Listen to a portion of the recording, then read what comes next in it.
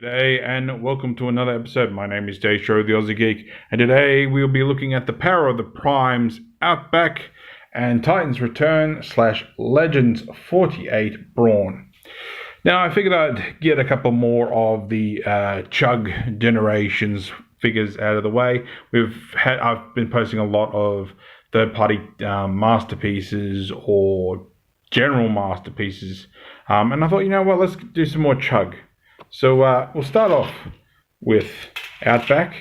He is obviously a recolor, redeco of Brawn. There is pretty much very little difference except for the paint, which I'll go into detail soon. Everything else is a little bit different underneath, but everything else pretty much transforms the same. So everything else is pretty much what there is. Well, actually, I was going to say maybe not the bumpers, but yep, even the bumpers. So you can put your Titan figure in here, which we'll get to in a minute. But yeah, so, I should do this, otherwise I'm going to forget. So here he is, here they are, I should say, with Windblade. So obviously she is much bigger. There we go. But yes, so as for transformation, let's see if I can do this.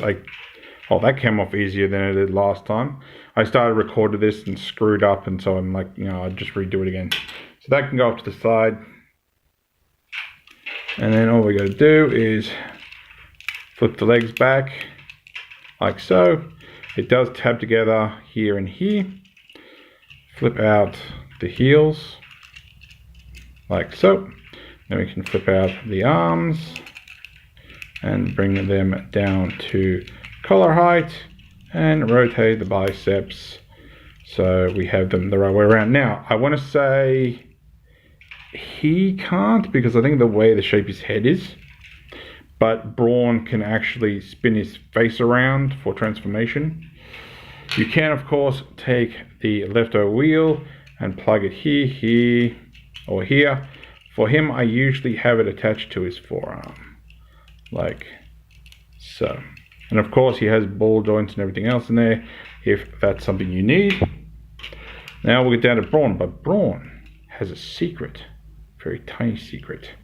If you lift up his canopy, he has a yellow bot inside. And because this is the LG48, the Takara recolor, this is why he's a lot more of a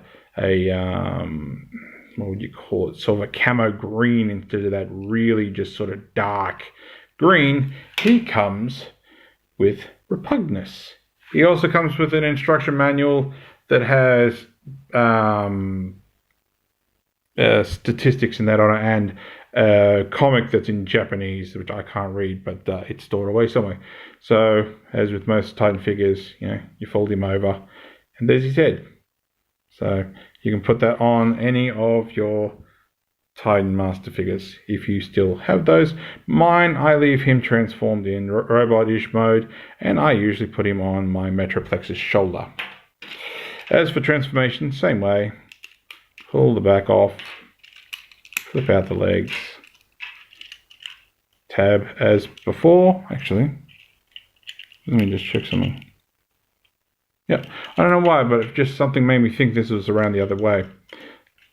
Fold out his heels, pull out his arms and bring them down, keeping everything preferably focused. I think I've got everything a little too close to the light.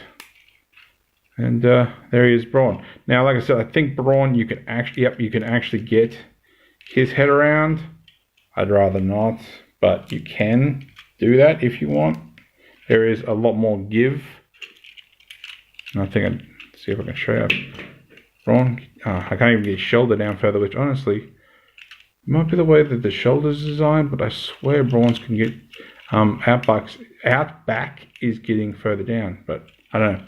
But yeah, there is a little bit more leeway for the shape of his head, which of course Brawn was the intention. Outback is the reissue, recolor, remold, whatever you want to call it. So it's not actually properly designed for his head. As for Brawn, I usually stick the hubcap on the back there, because honestly, Brawn needs no weapons. He needs no gun. He needs no shields. He just needs his dukes, and that is it. That's all Brawn needs is his... What did he call it in one of the episodes? He said to Megatron or Soundwave, it might have been one of the Seekers, it's like, you didn't finish your nickel-plated knuckle sandwich, if I remember correctly. Which I'm pretty sure nickel's actually a lot softer, but I'm not a the person who studies metal in any way, shape, or form. So there is Brawn, there is Outback, and of course there is Repugnant, and I do remember Repugnant actually getting released as an actual figure, but I don't know if they actually used this mold for the head. But these guys are my stand-ins. Well, this guy was my stand-in for Brawn, of course. For those of you who've seen it, I do have the Fans Toys Hunk there. Brawn, which I did show this guy off, but I don't actually remember transforming him. And I'm like, you know what? If I'm going to do one, I might as well do the other. So there they are together. And of course, we'll bring in MP10 Optimus Prime. And honestly, their heads are just above his knees, which of course Repugnance is just barely above his ankles. So there we go. So yeah, so just a nice little video, a nice little bit of chug. You know, nothing over the top, nothing ridiculous. You know, just a nice relaxing time. You know, it's after New Year's, and you know, it's just let's wind down just even a little bit. But yeah, so if you like this video, give me a thumbs up. If you didn't like this video, give me a thumbs down. Promise you, it will not hurt my feelings. And now I'm still, my brain's not working. It's the heat. You know, it's too hot, even in my spare room where I do this. You know, the air conditioner's going in the other room, and I'm in here recording this. So, you know, I'm surprised you can't hear the air in the background. But so yeah. Now I'm stuttering on my words. Leave me a comment, subscribe, ring that bell. Let me know what you think of these figures. Are these guys your representations of Brawn and Outback? Are you perfectly happy with these guys, or have you found their alternatives? Do you have the full Repugnant? Let me know that. But thanks for watching, and I'll catch you later.